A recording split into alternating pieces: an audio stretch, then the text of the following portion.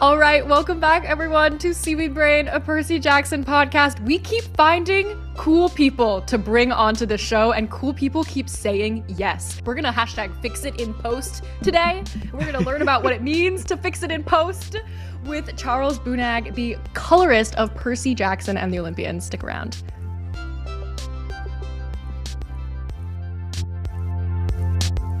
All right, everyone, welcome back to Seaweed Brain. My name is Erica, joined as always by my co-host Carter. What's up, Carter? Hi. Very excited. We are welcoming Charles to the podcast today. Hello, Charles. How are you doing? I'm good. Hello, everyone. Thanks for having me. We are so excited that you responded to our email and were willing to come on and talk to us and tell us all about your career and what your job is, because it's so important and prolific, and it affects our viewing of the show so much, and yet probably like 1 in 1,000 people understand what your job is. So we're gonna get educated today.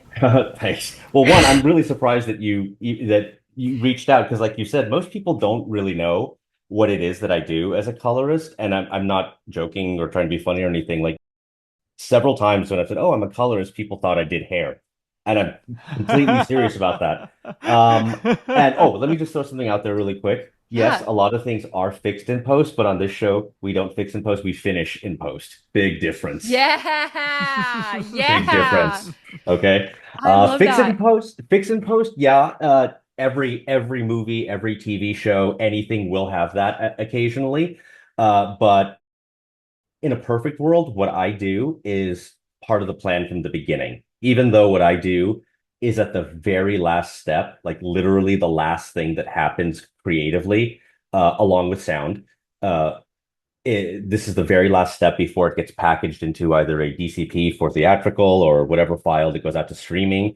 Yeah, and even though it's the end, it's planned from the beginning what I'm going to be doing. So cool. Absolutely. That makes perfect Yeah. sense on a show like Percy Jackson, that is a Yeah. well-oiled machine, and everybody Yeah. knows what they want. They be planning Mhm. ahead. Um, It does leave room for making things up. Sorry, I'm interrupting you. You go ahead. no, no, no, no, please, please. No, I'm going to ramble in every possible direction because, like Percy, I actually do have ADHD. I was diagnosed at a very young age. You've come to the right Um, place. I have come to the right place. But if you could guide me like a good producer, that might be a good thing and might help this podcast out. For sure. Well, I would love to hear a bit about your background as an artist before we Mhm. even talk about your job now, because I know that you were a painter, right? Kind of. So, I guess I always had kind of an aptitude for visual arts since I was a little kid. I was always doodling and stuff like that. It didn't necessarily mean it was good, you're like 5 years old. But I think around around like 10 or something like that, I have a cousin, my mom, and her sister, that side of the family, they're all very artistic, and I think they saw some potential in that. And I was very, very bad at school. Like I got terrible grades. I had the whole I remember several teachers told my mom, quote, he's not dumb, he's just lazy. Right. But that was at a time when, my ADD and certain other, things were not yet diagnosed. That made a lot of sense. And I really took to art. It was the one thing that really helped me focus. And I would just sit there and shut out the world. And I really just loved learning every aspect of it. I got into a few good programs in high school. And then in college, I wanted to major in art. And that did concern my parents because it was like, I think these days it's a little more accepted to major in art. You can accept, it's like there's a lot of different careers, but back then, I don't think college universities were helping themselves out much. I majored in illustration because, quite frankly, that's a commercial form of art. You have to be able to, take a brief from a client and interpret what they want and give them a product while still using your artistic sensibilities. And most of all, to make your parents happy, you still get paid. Um, so that was good. But then you have my brother, who he's 3 years older than me, my brother Shane. He is an aerospace engineer who has I think he has a minor in astrophysics because he was bored, but he actually loves that stuff. It wasn't like I did it because I thought I was supposed to. He Mm. loves that stuff and he's so good at it. And I just knew that even if I was like my mom would be like, "Hey, don't you want to be a doctor?" I'm like, people are going to die. Don't you want to be an architect? Buildings are going to crumble. People are going to die. You don't really want this to happen. So then I also knew that I loved movies. And when I was earlier in my career, I thought I would be on the front end of entertainment production, more like concept design, production design, Mm. that type of thing. But I also loved visual effects, and that came more at the end. So then I very early on learned about this thing called matte painting. I don't know if you guys are familiar with that. Will you explain it? Sure. So back in the day, before digital compositing, before computers, how did you get two things to line up? It's like if Dorothy is walking down the yellow brick road towards the uh, Emerald Emerald City. City, there's no real Emerald City, right? So how do you put that in there? Well, they would have the set of, the yellow brick road, there's Dorothy, and then they would put literally a mat in front of the lens that would then block off the top half of the frame so it's only black. Then when that was printed to film, because it's black, that part of the film would be unexposed and still transparent, basically. Then an artist would literally take a piece of glass and paint the Emerald City, the sky and everything. And the bottom half of that would be covered with black. And then that would be put to a shot onto film. And now you have two pieces of film where the opposite parts are transparent. Then they could be printed together onto one piece of film. And that's how they composited things back. That's an oversimplification of it. It got way more complicated. Like, they didn't really build the Death Star when Darth Vader showed up. That's way too big. So a lot of those in Return of the Jedi, all of those stormtroopers are really just little brush strokes. If you look at them up close, it's beautiful. It's a very Wow. impressionistic painting. So that's really what I wanted to do. By the time I got into college, everything had gone digital. There Mhm. was still painting, but they weren't teaching that in college. So I taught myself Photoshop, and it was a blend of literally hand painting digitally and what they call photo bashing. You would take different photos, rip them apart, color correct them, and blend them all together. And that's how you got digital matte paintings. By the time I got into it, though, it was a little bit late. Things had started moving into 3D environments, and I Mm. love that stuff. But my brain had a really hard time figuring it out. It's like if you ever open up like a 3D application, it like the menu can open up and overwhelm you to the point it's like mad at you. And I was like, oh man, this is rough. And then around the same time I was doing that, I get this random email that from some email that's from a guy named Steve Scott says, "Hey, great work. Would you be interested in color?" I'm like, who is this guy? Um, and I went to his IMDb and I just kept scrolling. I'm like, I'm not done yet. Oh my God. And he's retired now, but Mm. I'm biased. I would say that he was probably the best colorist that there was. And he thought that my traditional art background would work well as a colorist, um, which confused me a bit because, as I said earlier, it comes at the very end. But Mm. you still need to have something that informs your artistic sensibilities, be it photography, whatever. Uh, and he thought traditional art was a really great foundation for that. So I thought, okay, I'll give this a shot. And he was very upfront with me. He was like, "You're going to be working at night, and every day is going to feel like finals week in college." And I was like, you know, at the same time, in what we do, mentorship is very rare now. It used to exist like Mm. maybe when I was young, most likely before when I was born, like in the golden age of Hollywood. Mm. And I said yes. And believe it or not, the first movie we worked on together, my first job as a colorist, at the time, second colorist, was Percy Jackson, the Lightning Thief. I am not No kidding. way. I saw that on your credits, but I had no Yeah. idea of where it Yeah. fell in your career. Looking back, I'm like, that's really funny. That That is, is wild. yeah. Yeah, very much so. And I stuck with him for a while, and you were very kind in mentioning my credits earlier. A lot of it is because, Steve was so in demand that Mm. it therefore brought me along. It's like, if Captain Kirk or Captain Picard are on the Enterprise, Commander Riker or Commander Spock, they automatically go along for that ride. It's then your job to just justify, hey, I'm not a fraud. I do really belong here, right? Right. But yeah, we worked together for over 10 years. Wow. It was an amazing ride. We worked on almost every Marvel movie from when I got on board, from Iron Man 2 all the way to Avengers Endgame. That was lightning in a bottle right there. I didn't work on Black Panther or Captain Marvel, and there was another one, which definitely not those two. I don't want to take credit for those.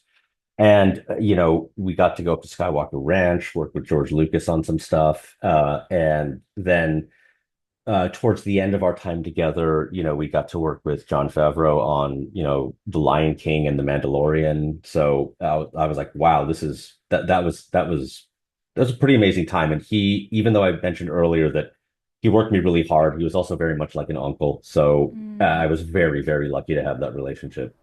Yeah. In addition to the incredible credits that Charles just listed for all of our listeners, it's not just like Marvel and like and Disney and Star Wars.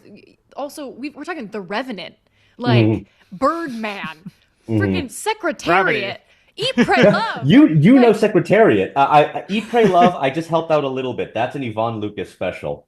I helped out a little bit on that one, but that is Yvonne Lucas's baby.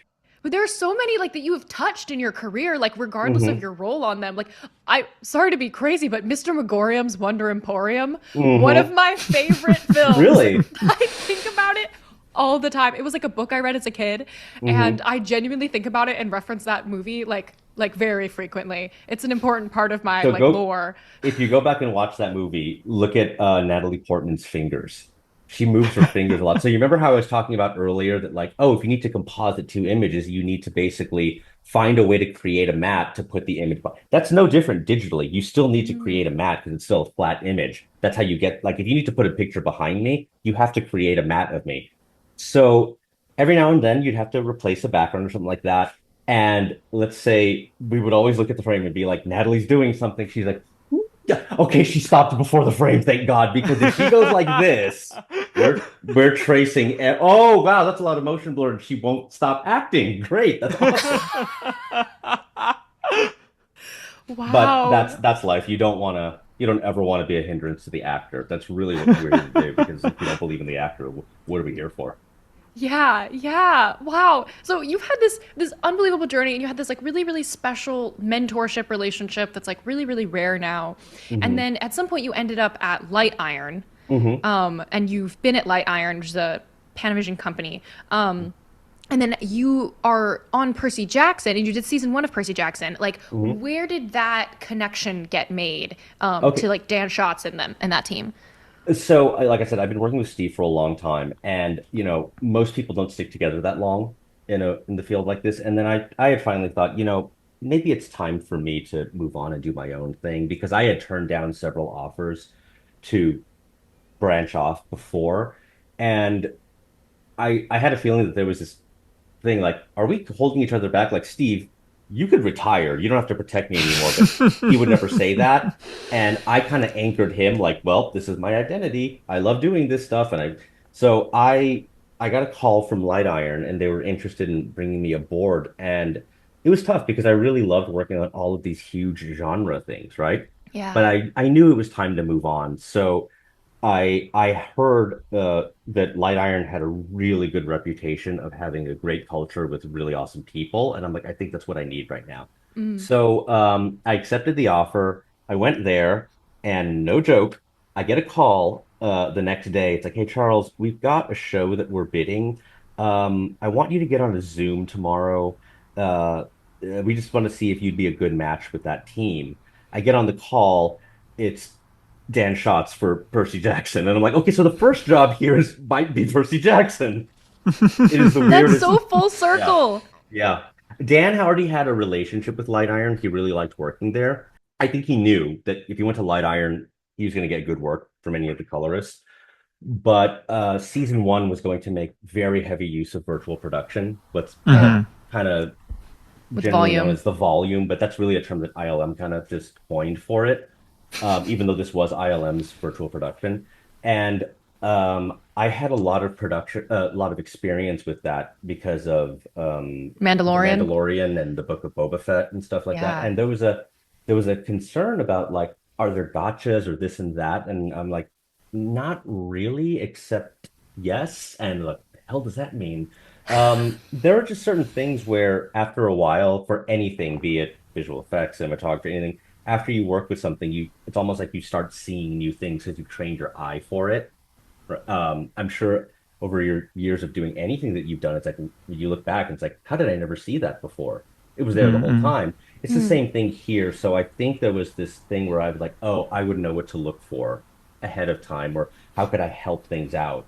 And obviously, we also just got along, and thankfully, Dan and Pierre, one of the DPs from season one, along with Jules, took a chance on me, and that's how that started.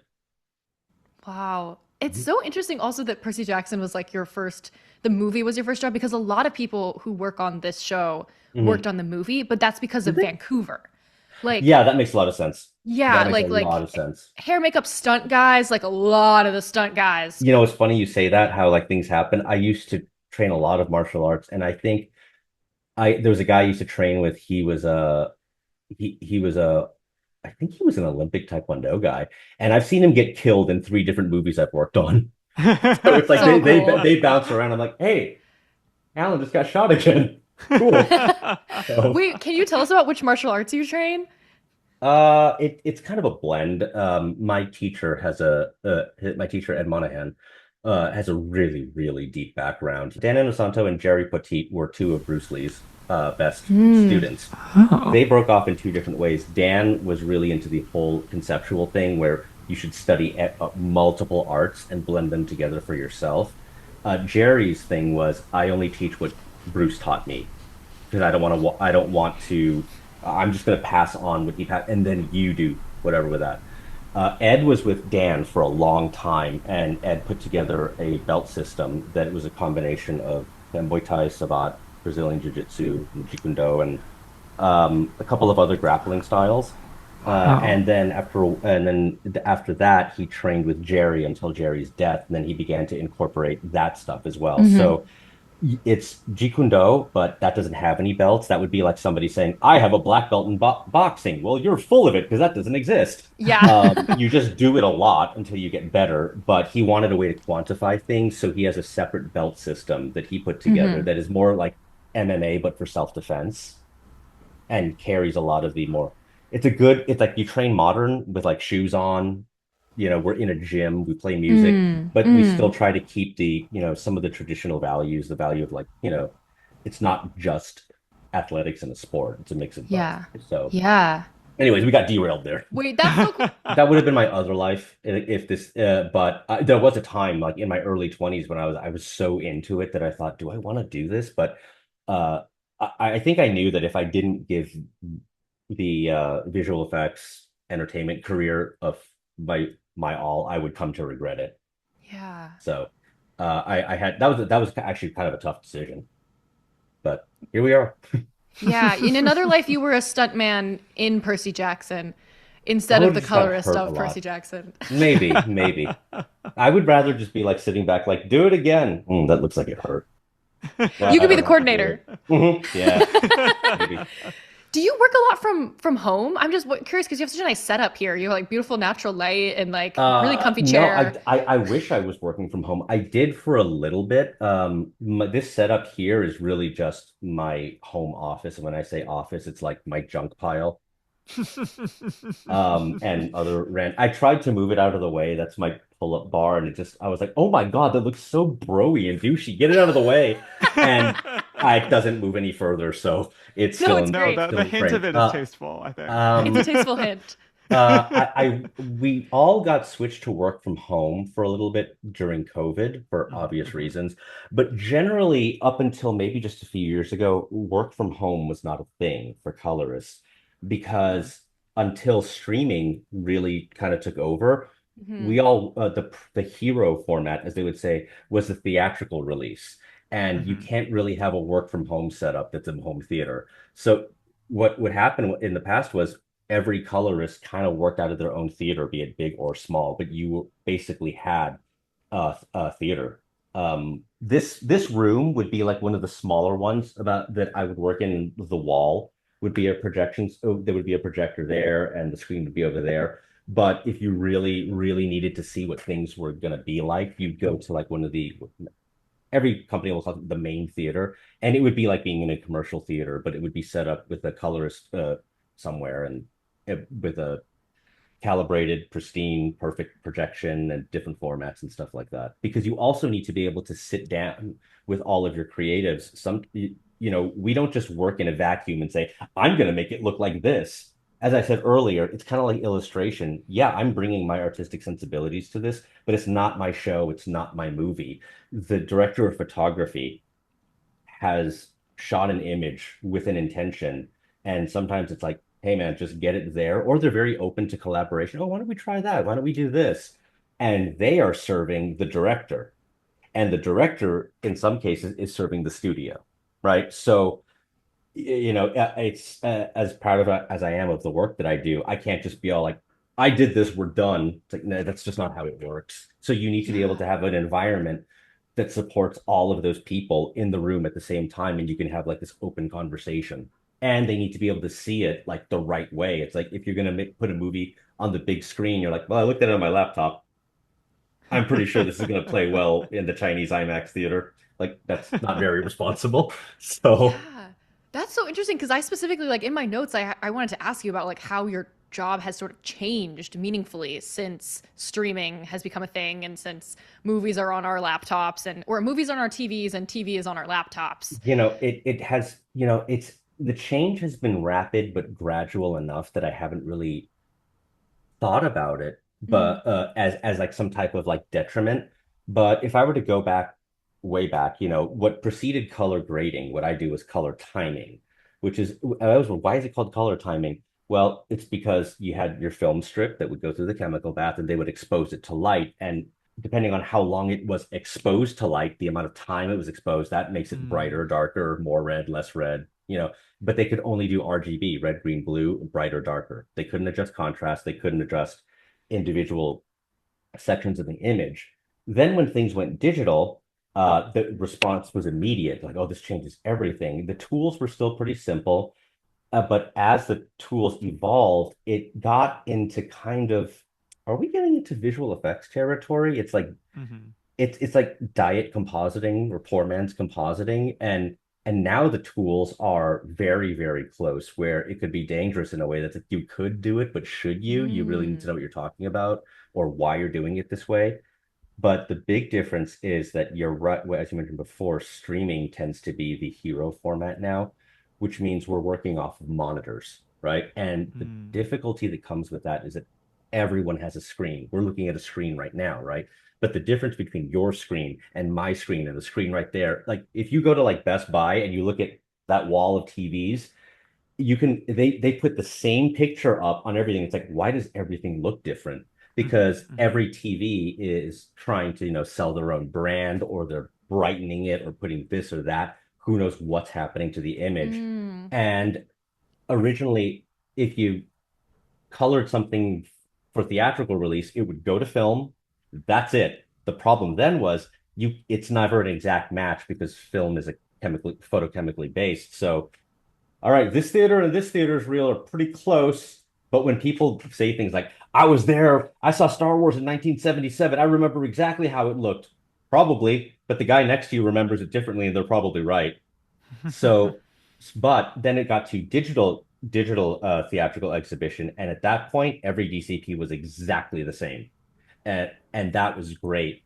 But now with streaming, we use we color in our color bays, whatever you want to Mhm. call them, on a professionally calibrated monitor, and we know that that's what it's going to be. But once it goes out to the world, you kind of just got to be all like, all right, let's hope they're watching it the right way, Yeah. because like, I have a pretty good phone here and the picture on it is great, but that doesn't mean it's supposed to be that bright, Mhm. right? Mhm. Mm. They're trying to say, look, this phone screen can go to 1400 nits and the blacks are this low. But when I look at an image that I've colored, I'm like, well, the blacks are just completely gone. There's crunch. There's no detail in the hair. It's too bright. It hurts my eyes. And why does everyone look like they have a sunburn? Oh, this phone is trying to say, look how much saturation we can get in there. Mhm. And my Mhm. concern is that one, it's not representative of what the creatives are really after. And two, it might be training a new generation of people to like that look. And that's not necessary. I mean, honestly, that's just how things change. That's not necessarily bad, but that's just me being a Luddite, I guess. Yeah. No, that's so true. It's so I just think it's so interesting when I'll like watch something if I'm watching Netflix, God forbid, like on my phone Hmm. versus like on my laptop or something. Sometimes I'll watch something and I can like see where they have color correcting makeup on people's eye bags because Hmm. all of a sudden it's like, oh, I can tell where you have green makeup on, and I wouldn't Yeah. necessarily be able to see that on like some on my TV, or my projector. Sometimes I'll see it on my TV and sometimes I'll see it elsewhere. I don't know. I don't Yeah. know what that's all about, but yeah, it is kind of frustrating. So I will just say anybody out there, whatever weird things, settings you have on your TV, just turn them all off. Just Yeah. turn them all off. Okay. Especially vivid mode or something like that. I won't say what company because it's actually a very good, they usually make really good TVs. I was in the market for a new TV and they were actually showing a movie that I had worked on. I think it was the first Thor. And it was their new flagship TV that cost like $8,000. And I asked the guy to like, can you just, I'm just curious what it would look like if you turn this. And it took him like 5 minutes to get through the menu and turn everything off. And he went, oh, wow, it does look better. Right. And because in display mode, they're trying to make things as bright and poppy as possible. But I'm like, okay.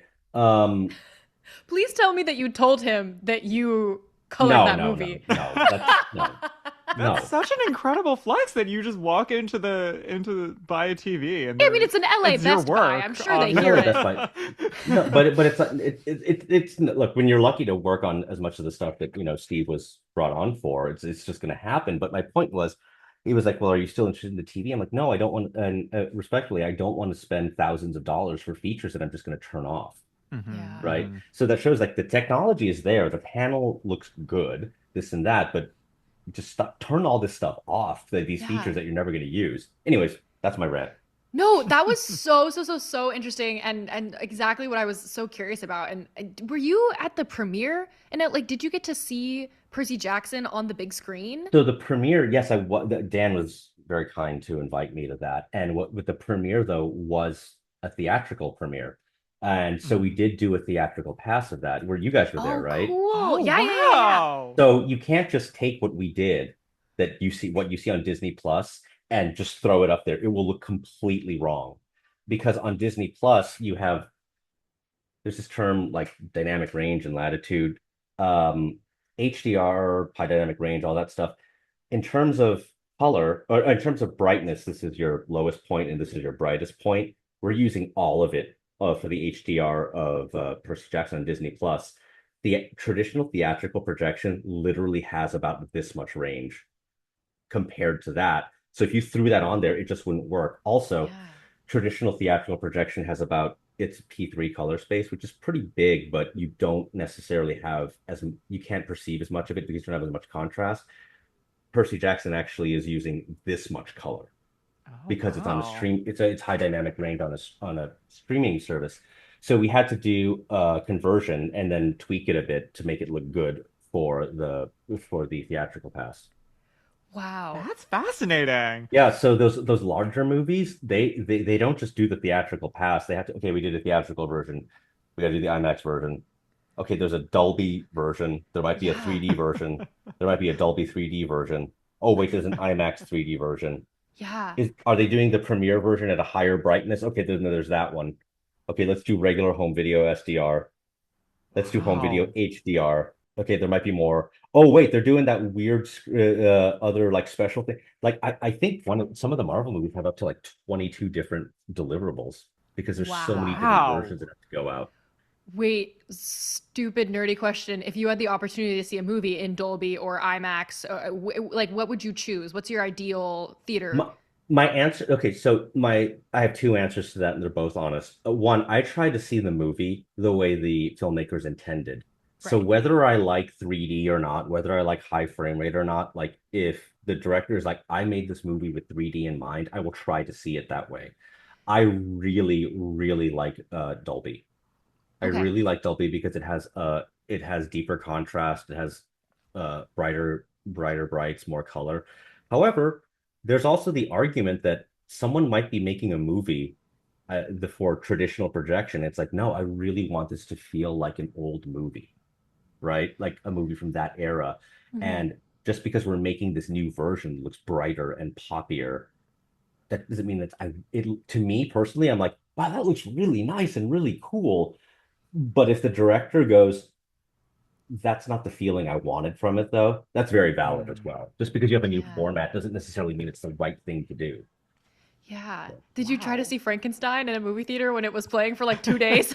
I did not. I was very tired, but I did see it on Netflix. Yeah. I see this term thrown around online a lot, Netflix lighting, and Mm. Mm. I really hate that term because there's no Yeah. such thing. Uh-huh. There's no such thing. It's like I feel like that, okay, you don't like how something looks, but you don't know how to actually describe it. Netflix lighting, Mm-hmm. like, oh, Mhm. that's lazy. Mhm. Also, it's like there's just so much more content out there now. It's easy for everything to blend together. I've seen videos where Yeah. like, look at this example of Netflix lighting, and this is all completely different. How can you say this, Yeah. right? Yeah. So, Yeah. there's so many things that can go into a production that affect how it looks, whether that's by design or just by, oh, damn, nature. You know, um, you know, some people might say like, oh, why does this sequence have like such flat lighting? And it could be because the style of the director is this is an action scene or something like that or whatever. And the way I work with these actors is I just want to keep shooting. And that means I'll put together the cut later in the edit, which is totally fair. But that means the cinematographer might, no, I can't really light for this angle or that Mhm. angle. Mhm. So let's just get good general lighting then. Mm. Because to the Mhm. director, it's more important that I shoot this way, right? Mhm. Then if you have a movie like The Revenant that has the time and the budget to be like, well, we're getting one shot today, maybe two. Why? It's at sunset. We're gonna wait for sunset. Sunset comes by. Oh shit, it's raining. We'll do this tomorrow. What are we doing tomorrow? Same shot, but we didn't get it today. You normally don't have time to do that, and you just have to shoot, right? Mm-hmm. Yeah. So those are Yeah. the realities of certain things. Like I think it worked out pretty well. I probably shouldn't say too much stuff here because it's like I don't want to speak for any studio, but there was a movie with a big action sequence that happened on a freeway, right? With a captain who's an American, right? But and we did a lot of work to kind of tie those shots together because there was this concern that, man, the light's like really harsh today and that looks cool. Oh no, it's flat and overcast. And some people might say, well, why did you just wait for the right lighting? Well, if you're going to shut down a major freeway in a city, you better tell the city a year in advance and get their permission. And if they tell you you get 2 or 3 days, those are your 2 or 3 days. You don't get to go, hey, city, can I just destroy your economy for another day because the sun didn't come out? No, right? I mean, I don't know if that's exactly why, but it makes a Mhm. perfect sense to me. Like, Mhm. Stanford, where are you guys? I'm in the Bay Area. Erica's Bay in New Area? Yeah. York. I live in New New York. York. Okay. Okay. So you guys know traffic. I live in LA. If one car stalls on the 101 for 10 Mhm. minutes, you've ruined traffic for half the Mhm. city, right? So you're going to shoot the damn movie whether or not the weather is participating. So when that happens, you might see some stuff that goes, "Oh wow, it's a little flat right now." You had no choice, Yeah. right? So Yeah. Mm-hmm. it's not lazy, it's not Yeah. this or that. It's the circumstances that you were dealt, and you have to make Yeah. the best of it.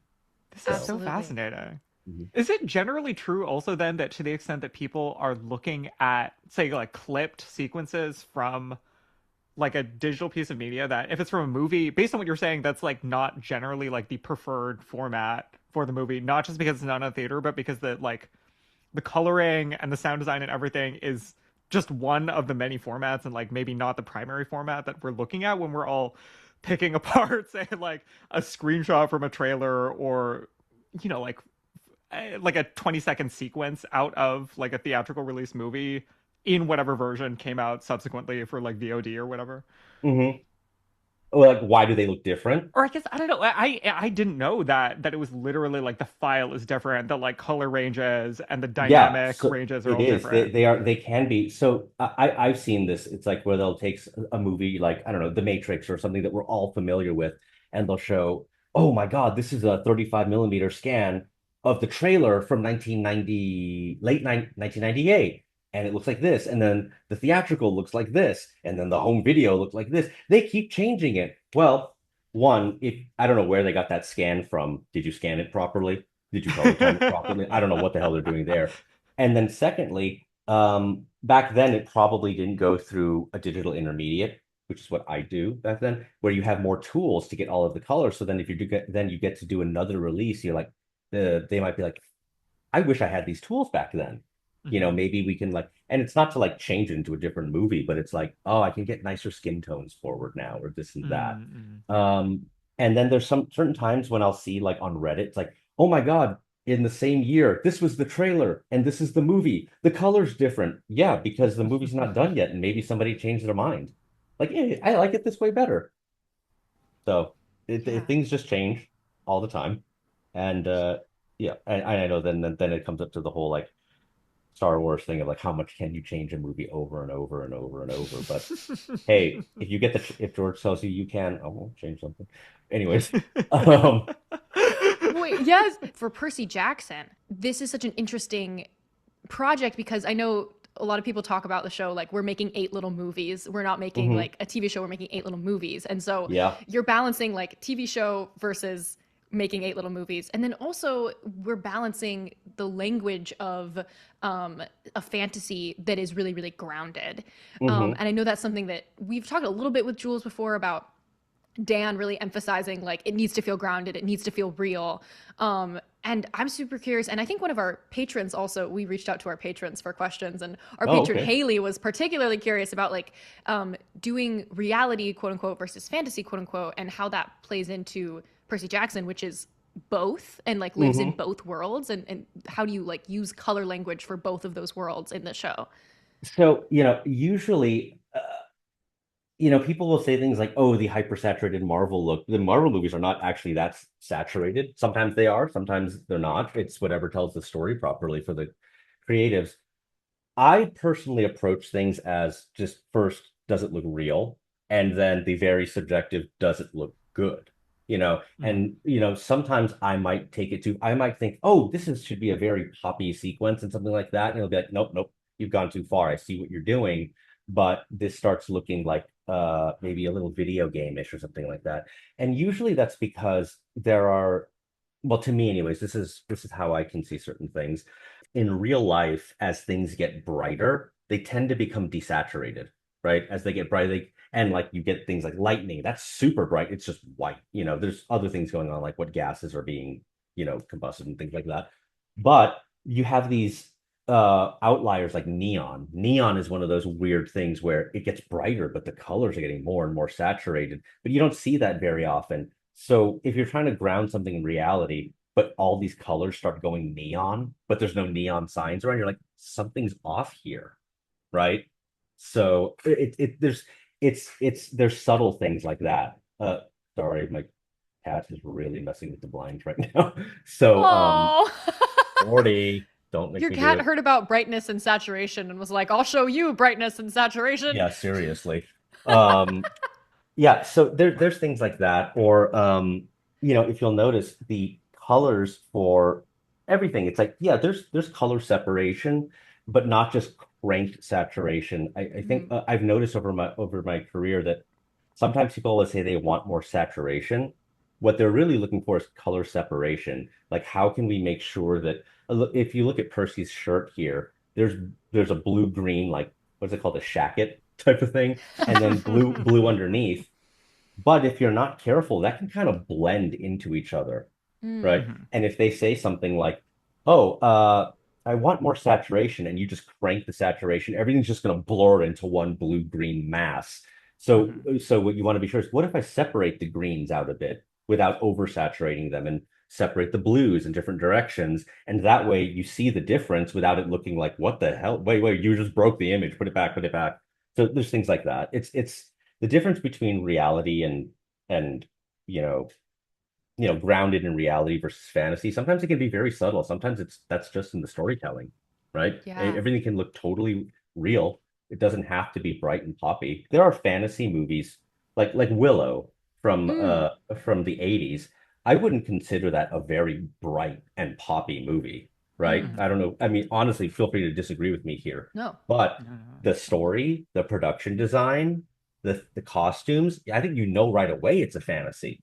Then you look Hmm. at the Lord of the Rings movies, the Peter Jackson ones, the early 2000s. You go to Lothlorien and everything has this kind of glow to it, and that's not Yeah. natural at all. Mhm. And then you go down to was it Khazad-dûm? There's like this kind of green cast on everything, and it's like that's not real at all. But it feels real, it looks real, but that's Hmm. Hmm. fantasy. Those are both fantasy, look completely different, but they both Yeah. tell Mhm. the fantasy story, right? Yeah. So it's more about what's right for this story being told and what's the internal logic of it. You know what I mean? Yeah. No, definitely. And I think one thing Definitely. about Percy Jackson is the idea for this is not that, oh, this is a book we can read and we can imagine ourselves in there. This is supposed to be, no, this is happening right now. Mhm, Percy's mhm, not in a mhm. separate world. This is the Mm. world that you live in. It's Yeah. happening Yeah. right now. This is our world right now. So I think the thinking is if we overcrank the look, which is not a bad thing, like I just said, you can do that and it's Yeah. beautiful. Mhm. It could have the intention of being like, oh, I wish I could be in that world. What we're trying to Mhm. say is, no, you already are in that world. This is Yeah. happening right now. Yeah. Yeah. Yeah, totally. There was, in the vein of our little patron questions, one of our other Hmm. patrons, Catherine, she was really curious specifically about the underworld. And I Hmm. think that both the underworld and Olympus are really interesting because obviously season two, we're in the Sea of Monsters pretty much the whole time. So we kind of are like in the fantasy realm. But Hmm. really, Olympus and the underworld are particularly like fantasy locale for Percy Hmm. Jackson. And they're only in season one. We didn't get there in season two, but they are really interestingly built like worlds visually. And I Hmm. recall us having a very specific conversation with Jules about where to put the sun in the underworld and how it was like Yep. complicated to Yeah. to try to light it. But they have such an interesting visual language, and they play off of each other in a really interesting story way of Hmm. us trying to understand that the underworld is, Hades' domain, that maybe it looks a certain way because Olympus looks a certain way as well. But will you tell us about like the color for Yeah. those scenes and yeah, like designing those really like kind of like fantasy locations for the show? So when it comes to the underworld, I think what was it? Was it episode 7 where they end up near the river Styx? Mm-hmm. Mhm, mhm. Yeah, so and they're in line waiting to like so Jules wanted to come up with this idea that we really needed to make sure that this doesn't look like anything else in the show. Obviously, the production Mhm, design will do that, mhm. but as a cinematographer, he wants to have his look on it too. And there were so many traditional things that you could do. Maybe you suck all the color out or this and that. And we didn't want to go fully bleach bypassed. I believe Jules's term was bleach bypass inspired, right? So Mm. what we ended up doing was, we did pull out a lot of the color. We kind of skewed it towards like a cooler bluey, I think cyan thing. But we also did a few separate things where I think we desaturated the highlights, shifted the shadow a certain way, but kept the midtones saturated. So it wasn't Mm. just a flat thing going on. Another thing that we did, and I don't know if you guys picked up on it because we didn't want it to be too heavy-handed, is that the three kids are actually isolated in every shot where they actually still have their color and skin tone. Yeah, So because they're still alive. they're still alive. Exactly. There was what can we do to make sure that, everyone knows you kids are not supposed to be here. You're still Mhm, alive. mhm. But that really had to ride a fine line because if you really do separate them perfectly, then it just looks like a bad visual effects shot. It just looks like they don't belong here. They're not integrated Mhm. in the shot. So that was a very Yeah. fine line of how do we pull out color, keep them saturated, but not make it look like they're cut out like a cookie cutter or something. So there was a lot of blending around the edges that was done to help integrate them and stuff like that. Plus, I Yeah. think, and we threw on some like film grain and a few other things, not because we were trying to emulate film or something. We just texturally wanted that place to feel different, as if it was like this place is just different. It doesn't feel right here. you know? Yeah. Oh my gosh, this is so interesting. I feel like our brains are like trying to like keep up and understand like all of the unique like the science behind your job is so interesting because there's also like you said like so much of it is kind of like it's also subjective. It's like does Hmm. this look good? Does this make me feel a certain way? And um our patron Megan was Hmm. curious about like emotional color Hmm. storytelling, particularly in Camp Half Blood, Yeah. because camp is like a really, really vibrant, gorgeous place. But there's also times when Camp Half Blood gets really like blue and foreboding, and like Hmm. the claiming scene is a good example of maybe the colors look a little bit different, like in when Percy Jackson gets claimed in season one, than maybe when we're doing like the chariot race sequence. Um, Right. yeah, so I don't know, like as broadly as you would like to tell us about like how color influences our mood and our perspective on Well, these different for scenes in the things same like place. that, the DNA of what affects the mood in terms of the visuals will like most strongly be, it comes before me. It's the lighting, right? It's the lighting and the production design. So, Yeah. Jules and in season one, that scene Pierre, they do a lot of that heavy lifting. And then I will go in and kind of like massage it a bit to try to bring that out. So I see myself as an extension of cinematography and when Mm. necessary, an extension of visual effects.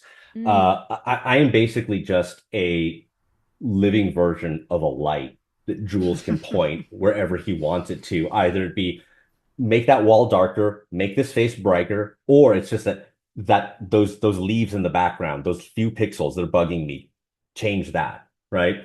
Um, so you'll see that he's lit things in a certain way, and it's like, what can I do to enhance this? And without like completely ruining the intent.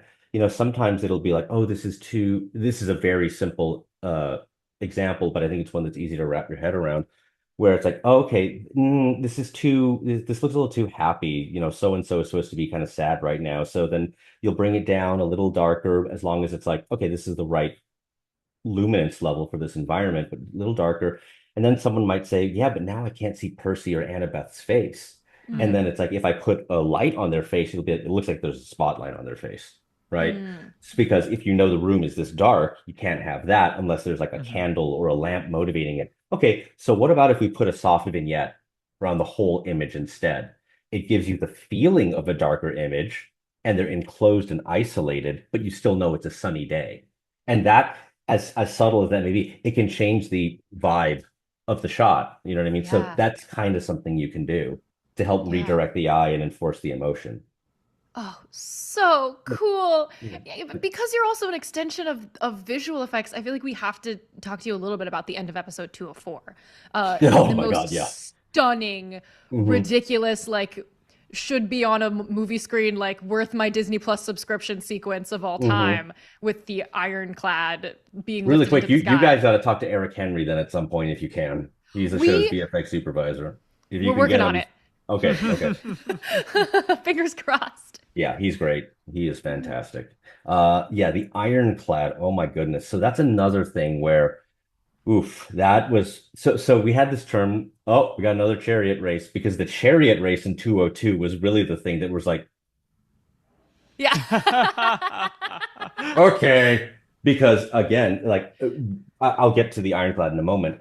There are so many practicalities of shooting these things. One, it's like you've got live horses, you've got kids. You don't Hmm. want to kill these kids, Nope. you know? Oh, Important, yes. and then on top of that, it's Vancouver. We don't like Disney does not have weather controlling technology yet. Maybe they will someday. I don't Jules know. controls the weather. Yeah, sure. He does actually to a point, but if all of a sudden the clouds come out and it starts raining, oof. So, God, that scene was just a marvel of cinematography. I mean, I think Jules just actually check his Instagram. I think he just put out a video about a back behind the scenes thing about Oh, how nice. they shot that. Um, but then when we got to 204, they were like, "You're gonna have another chariot race." Oh, okay. So yeah, that's a tricky one in that, grounding things in reality. You've got Scylla and Charybdis, right? They have these kind of bioluminescent colors and stuff. So that brings in almost a fantasy aspect, but in a way, Mm-hmm. you have to also almost, I felt that you had to treat it more as like a, like a organic scientific nature thing, Mm-hmm. as opposed to like, ooh, there's a magical power down there.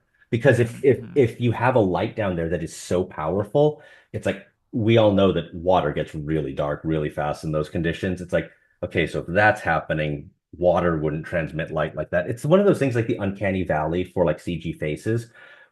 none of us are none of us are really sitting there going, I understand how a photon will refract through different layers of water, which will then split into but we just kind of have like this intuitive sense of like, is that right? I don't know Mm-hmm. about that. And then it's all of a sudden, if you over brighten it or oversaturate it, we're like, now the water looks like Jello. You know what I mean? Mm-hmm. Because it's like water wouldn't do that. Jello might, you know? So there was that. Also, there's all this rain, atmosphere, and stuff. It has to be dark, but it can't be so dark that it becomes muddy. But it kind of does need to be dark because they're like, shit, what are we doing? Are we gonna die? If it's a nice clear day and you can see everything, it's like, well, what are they afraid of? Just don't go that way and shoot that thing. Duh. But if Yeah. you, as a viewer, you need to, for the audience, you kind of need to balance this idea of, yeah, I totally get it. The kids are scared because they don't know what's going on, and neither do I. But the audience does need to know what's going on because they're the audience, right? So that was a really tricky balance. And we were talking about all those dynamic range things. If you go back, the show is that scene is deliberately pretty dark, but I set it so that anytime Clarice fires that gun with the celestial bronze, the peak brightness of the show is something called 1000 nits. Those explosions go to 1000 nits, but the rest of the show is actually just under 100 or around 70. So that when she does Nice. that, I wanted the audience normally I'm like, I hate it when something happens where I go like this or I become aware of my head moving like in a theater. So, because it Mm-hmm. takes me out of in this case, the first time that goes off, I wanted to be like, whoa, she's, and then it kind of dims down. But that's another way you can use like this dynamic range of HDR to like kind of put an exclamation mark on certain things. Yeah, Some yeah. people might think you're in HDR. Why isn't the whole scene bright? Because it's at night and people are dying. That's why, you know. Period. But when you do that and then something blows up, that really was like, oh my goodness, that was a powerful explosion. That came out of nowhere. What's going on? And you use it, and I like to use it selectively like that to try to Yeah. put an exclamation mark on things. That's so cool. I feel like at a certain point, I mean, so much of what you do is like trusting your instinct, like, does that look like Mhm. water or does that look like jello? And like, do you ever get to a certain point where you're like, I have to like go outside real quick and like look at a tree just so I like can remember like and like reground myself All in the like time, all the reality? time. Like there are times when like we'll get to a sequence and I will literally tell Dan or something. It's like I don't know what I'm gonna do, but I'm gonna do it. I'll show it to you tomorrow, maybe. If yeah, okay. Because how I was saying how Steve wanted somebody that has an artistic background. Yeah. Mm-hmm. To a point, you can't. People say, "Oh, you can't quantify art." Well, to a point, you can. What the hell are we doing in school learning then? There are certain foundational building blocks. Hmm. And if you think about it, we all have something like that, be it writing and even beyond, take away art, driving, talking, right? We've Hmm. all learned how to speak English since we were kids. Now we don't even think about it. If you actually thought about it, if you actually thought about every word you were going to use before you spoke it, it would be the clumsiest sentence ever. If you thought about every move you were going to do in a car Mm-hmm. consciously, you'd crash it immediately, right? Mm-hmm. However, there are moments when you're having a free-flowing conversation and you go, hold on, sorry, I forgot the word. Give me a moment. Oh yeah, that's what it was. That's exactly the same thing as trusting your instincts, but going, Mm. hey, Dan, there's something here. I just need a moment, Mm. right? And then something will click. Or it's like when you're driving, it's like, wait, hold on, let me pull over. Wait, oh yeah, shoot, we missed the stop. It was back that way. My bad. Mm-hmm. Things like that. We all have that. It's like as long, you trust your artistic background, your training, whatever your schooling is, but also don't be so arrogant to go like, I don't know right now, guys. I need a moment. Sorry. Yeah. So, No, absolutely. I want to give you the opportunity if you would like to show us some demonstrations if you would like to Ooh, if okay. it's of So interest to you. sure. Let me see if I still know how to do this. I'm sure you remember this shot from season one. And this was a simple thing where I wanted to start with this because it's like, what can I do just to make this a little prettier? Not necessarily for storytelling purposes. And this is how it came in. It was just a little cooler, flatter of a day. But you can tell that the way it was shot, there's lots of deep shadows, there's lots of highlights, there's a potential for warm lighting, and there's these directional shadows at the bottom. And all because it's a little bit flatter, the DP gave me the range to adjust things later. If it was perfectly distributed contrast, we're locked into it. There's nothing we can do with that. And then here it was like, what if we just made it a little warmer, enhance the sunlight coming from behind them? That's a very subtle thing that we did. And then later, the idea for Camp Half-Blood in season one is that, the leaves were supposed to be more like this warm golden look. But again, we can't control the weather and we can't paint every leaf out there. So it was decided to be done through color grading.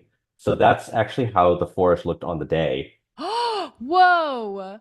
So again, this is what I'm saying. It's like it's part of the plan. And then for budgetary reasons or whatever, should it go to VFX or should it go to color? Well, VFX is already overwhelmed, and the techniques used to do this would be just the same thing that I would do anyway. So why not give it to me Mm. instead? And you, Mm. because also the thing is, it's subtle, but look at the highlights on Leah's forehead or any of them. It's not just the leaves. You have to subtly color correct everything, be it globally or selectively to be integrated, because even though it's far away, the color of those leaves will bounce onto the actors, right?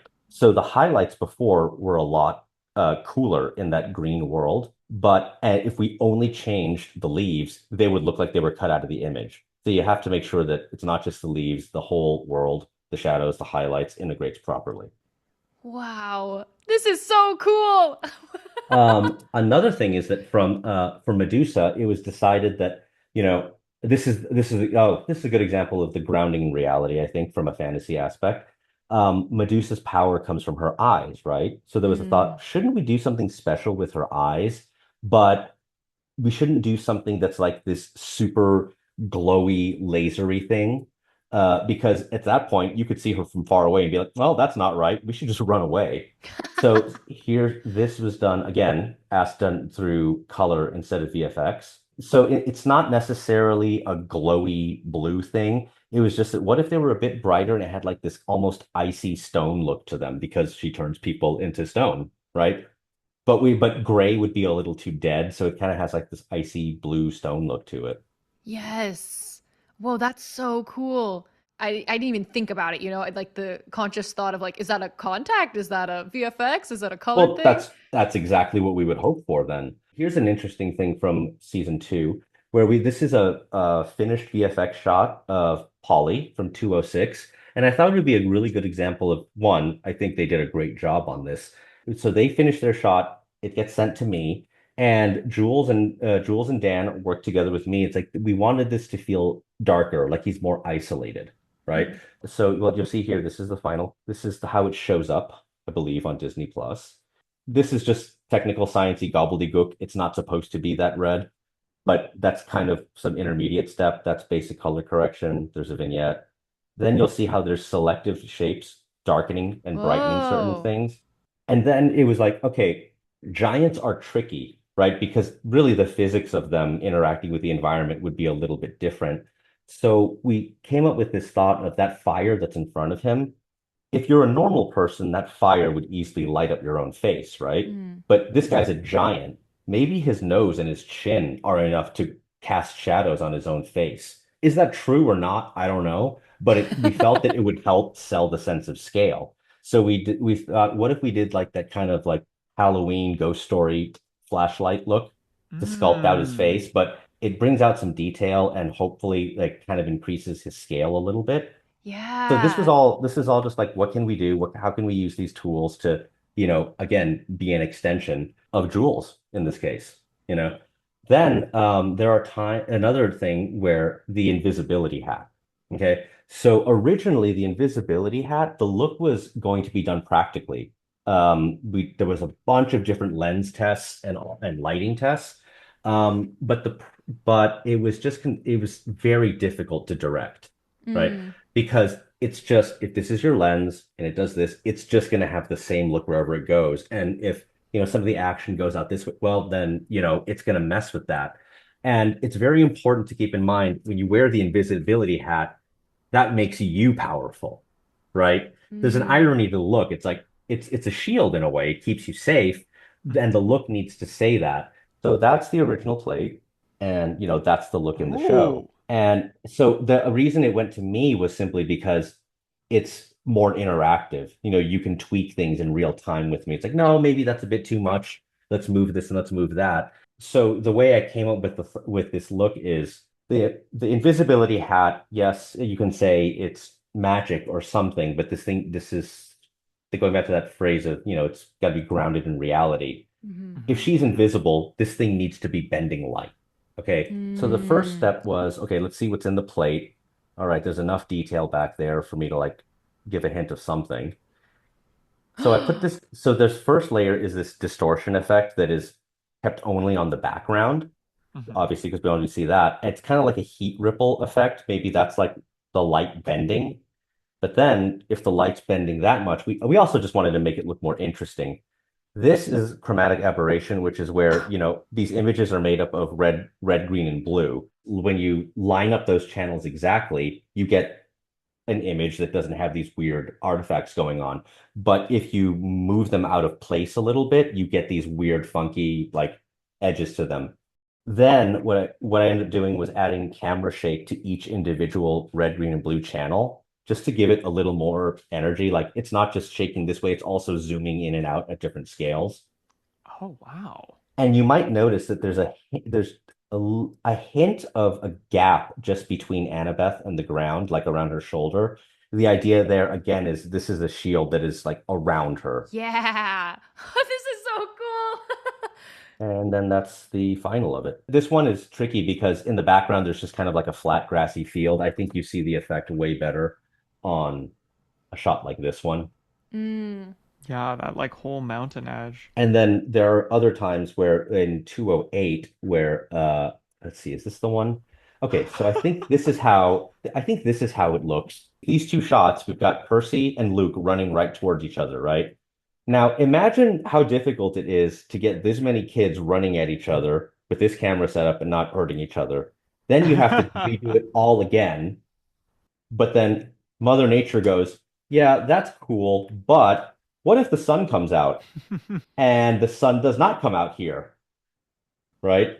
Yeah. So originally in the cut, it was like they really were not that far apart, but the lighting just changes and Yeah. there's no time to actually like get everything set up properly. But again, Jules was like, "Hey Charles, this is what's coming at you."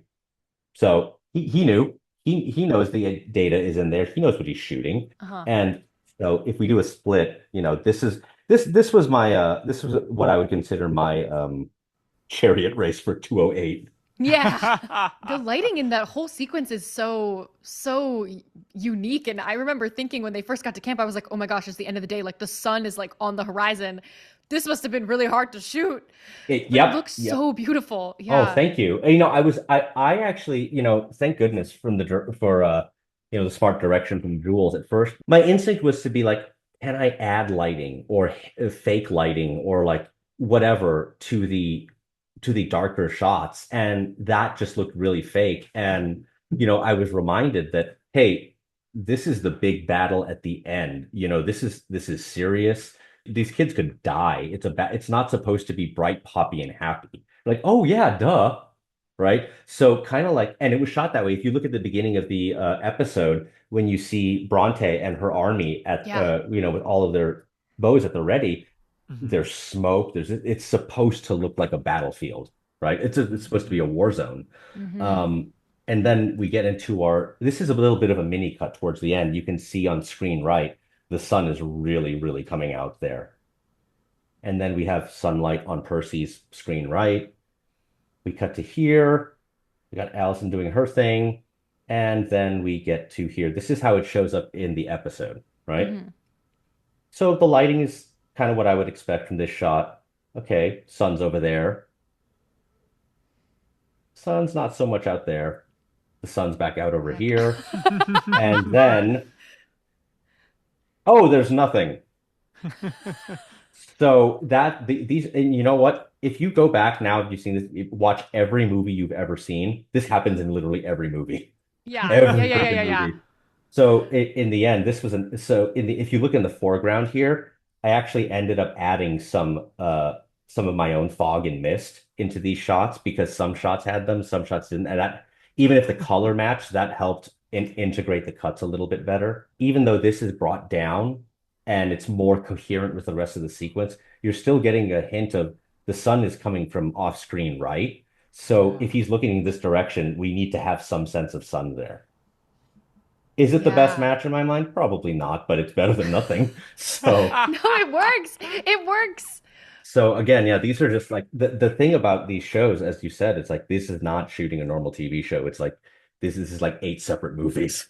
100%. And like, do you ever, I mean, even to have the kind of conceptual understanding of like, this is where the sun is in this shot, and like the tree relative to where the tree is relative to these trees back here. So if we're cut back at this angle, the sun has to be at that way. Like, how do you know physically where everything is when you are not in Vancouver when they are shooting it? That's like a you and Jules conversation. I Like, don't actually, I don't know where the sun is from that type of a logistical point of view, but it's like, in reality, if you look at any movie, any action scene, it's changing all the time. But if within the edit, the internal logic works, the audience probably Mm. won't notice. So what I'm ah, seeing right now is right as I'm looking at you, I can see that there's a window probably for me screen right because of the way the shadows are and highlights are laying on your face.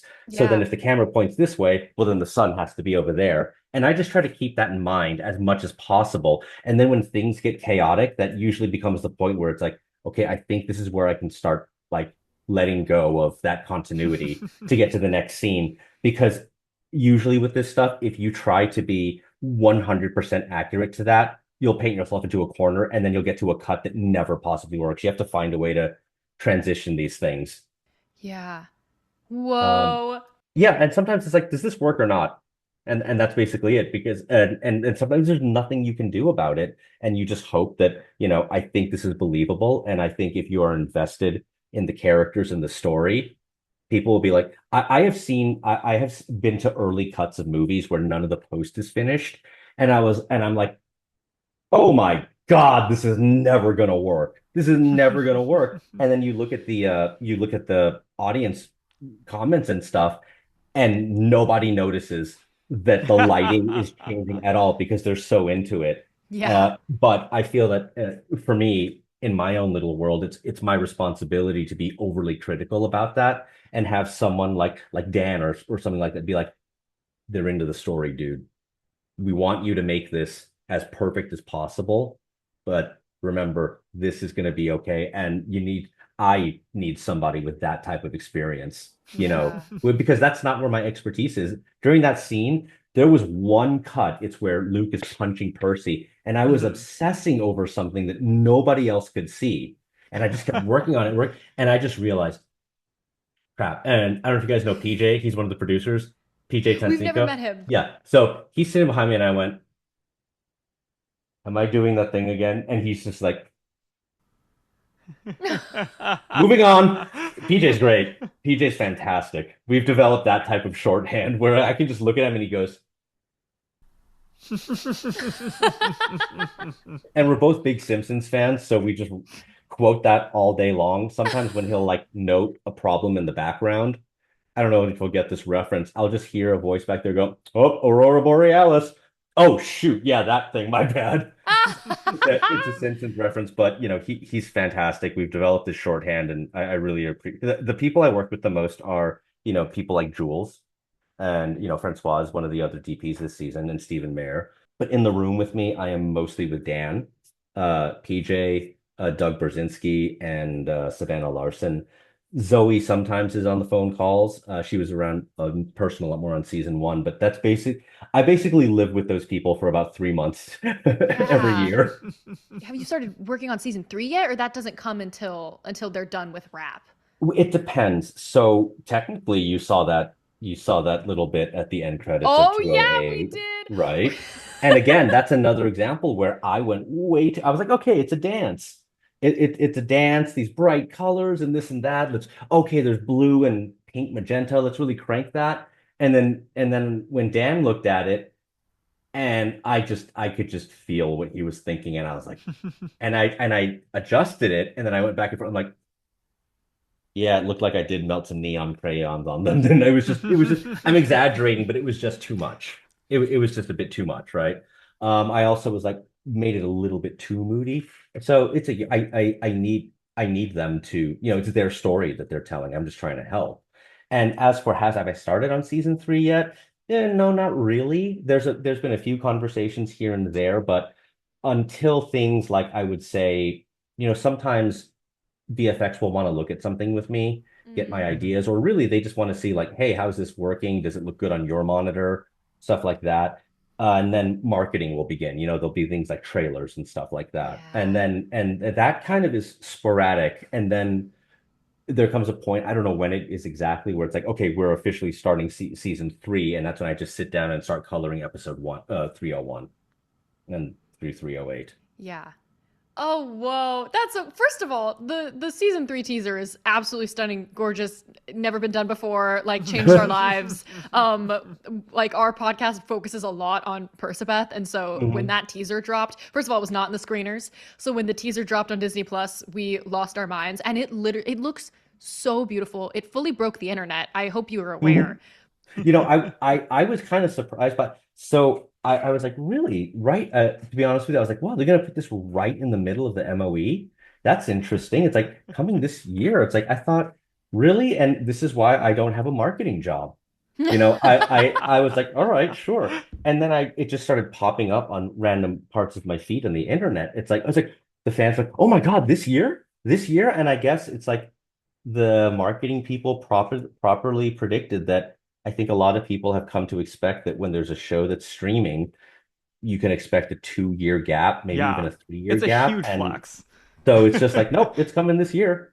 And I thought that was already assumed because most people knew that 2 and 3 were shooting back to back. So I'm glad that made everyone very happy. Yeah, marketing, they knew what they were doing for sure. And the colors are so beautiful, it makes so much sense that it would be so colorful in that Hmm. moment, because so much of the rest of the book, we can't speak to the season, but so much of the rest of the book is so upsetting. And so, so upsetting. And so I can understand, and like I can foresee like how that colorful pre-Annabeth getting lost uh imagery is going to contrast to a post-Annabeth getting lost deeply upsetting season. So do you want me to make the color very upsetting? Is that it? Whatever that means. In the most technical terms, Sure. upsetting Yeah. color grading. Everyone has their opinions. I've gotten my share of comments. So yeah. It's just one of those things where again, it's like I think some people do expect everything to be bright and poppy and highly Mm. saturated. But again, if you're having kids running at each other, about to kill each other, I actually have not read all of the books, and sometimes I find that to be, it depends on how you take the source material. Sometimes if you're too into the source material, as I can be, it's hard for me to like let go, and then I'm trapped by that. So what Yeah, I Hmm. so what I really do is I watch the episodes on my own, and I've tried to see it as this universe, and and 100%. and whatever the adaptation is, that is up to the creatives. It's up to Rick, it's up to Dan, and it's for me to support that, not enforce anything upon them. But yeah, it's like just keeping it grounded in reality, whatever that means. And so that when you do have moments of color, it means a lot of saturated color, it means a lot more, Yeah. you know. Whoa. Charles, thank you so much for this like minor in film studies that we received today. I feel like Oh, we learned so much from you, and you have such an interesting job, and like I hope that this like our listeners are really intrigued by this as much as we are, and can kind of understand like literally how much goes into each episode that we see that we like don't know anything about. Like Yeah. the process is so the team effort, you know, like everybody doing their unique role and many people that I mean, we've met so many of y'all, and there's so many of y'all we have never met or spoken to because that's how many people it takes to put on 8 little movies. It does, Um, yeah. And I yeah. really appreciate you reaching out to me and having me on your podcast. I hope I didn't bore you too much or blab for too long. No, Uh, no, this but was so exciting. thank you. But in terms of the team thing, I do feel like I need to go back and really quickly, I keep saying Steve and I a lot. Along the way, we brought along some other colorists that joined us. Adam Nazarenko, he's an amazing colorist. We had this team with like Juan Flores, Kevin Razzo, Jess Stone, uh, uh, Laura Holman. Like we became a mini family. Like we were at each other's weddings. I was Juan's like groomsmen and stuff. That Marvel team was super close. And then we stuck together through like, Mandalorian and other things. And here I've got my own personality quirks, so thank goodness for like my producer Rebecca Irby. Evan Okada is like a colorist in his own right, but he was more of a color assist on this show. He's a freaking genius. Yeah, just all so many people, Jason, Chris. I'm so grateful to um to work with all of them because in this role, you'll reach out to people like me, and I'm lucky enough to have my name in the credits, but I I can't do shit without them, quite frankly. So I just really wanted to take a moment to acknowledge everyone at Light Iron and all the people I've worked with in the past. I'm so grateful to all of them for working with me. Woohoo! And that's on mentorship and teamwork. And this season is about the power of friendship, et cetera, et cetera, et cetera.